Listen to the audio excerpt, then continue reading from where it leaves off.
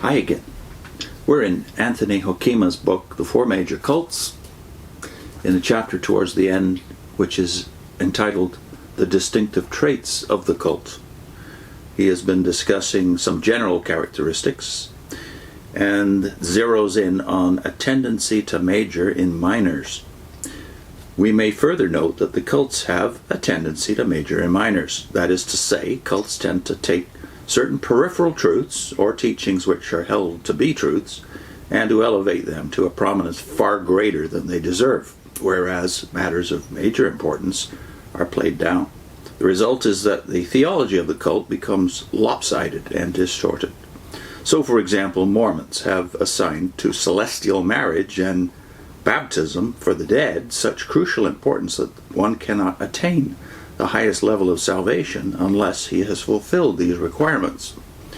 Similarly, Jehovah's Witnesses have so exalted the duty of door-to-door witnessing that this, rather than a living faith in Jesus Christ, has become for them virtually the way to salvation. In Christian Science, the healing of the body has been so emphasized that this teaching has led to the denial of the reality of sickness, matter, sin, and death. And in Seventh-day Adventism, the so-called third angel's message, the summons to keep the seventh day as the proper Sabbath, has been so blown up that it has actually become more prominent in their theological system than saving faith in their Redeemer. We should again observe, however, that though the above-mentioned trait is characteristic of the cults to an extreme degree, it is not true exclusively of them. Does not a church which has separated from a parent body always tend to lay undue emphasis on those points of doctrine or practice which occasion the secession? Is it not true, for example, that the churches of the Reformation often reacted so strongly against Rome that certain one-sidedness developed? Is not the doctrine of entire sanctification raised to undue prominence in Nazarene churches precisely because this doctrine had been neglected by the Methodist Church previous to the origin of the later body? Is it not true that in the so-called liberated churches of the Netherlands in the 1940s, the doctrine of the covenant of grace was unduly emphasized because it was around this doctrine that a dispute had arisen with the parent body? It will be granted that these distortions do not go to such extremes in the churches as they do in the cults.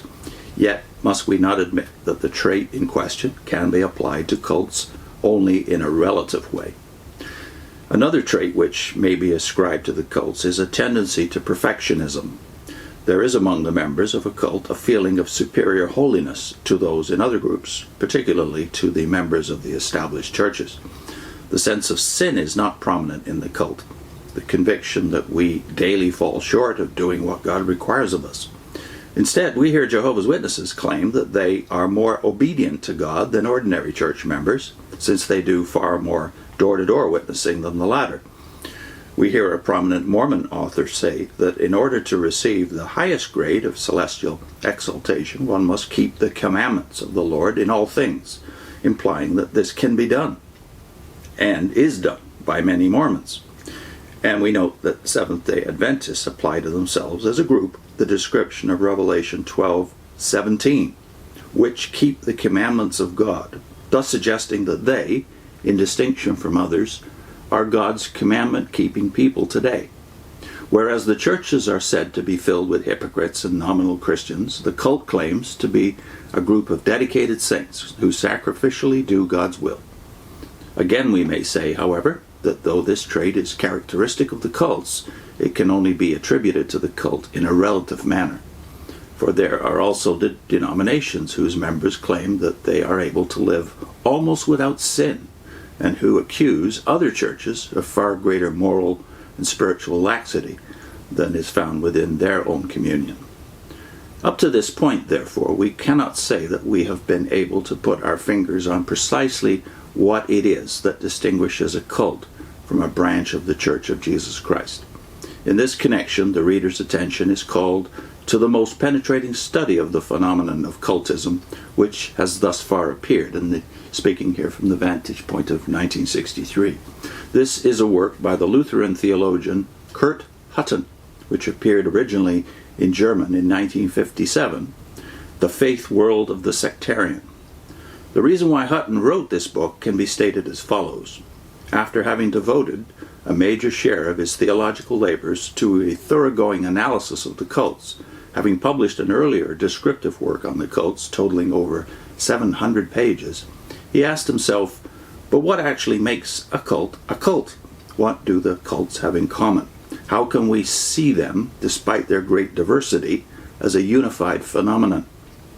Dissatisfied with the answers usually given to these questions, which all seem superficial to him, he decided to write a book on this subject himself, and thus The Faith World of the Sectarian came to be written. In this volume, Hutten tries to get at the root of the phenomenon of cultism, tries to put his finger on the distinctive characteristics of the cult. In what now follows, I gratefully acknowledge my indebtedness to him. So the next section is entitled The Distinctive Traits of the Cult. I'll put in a link to a series we did way back 4 years ago on the 5 characteristics of cultic groups. We called that series of videos Slaves of Men. Three videos, I believe, linked together.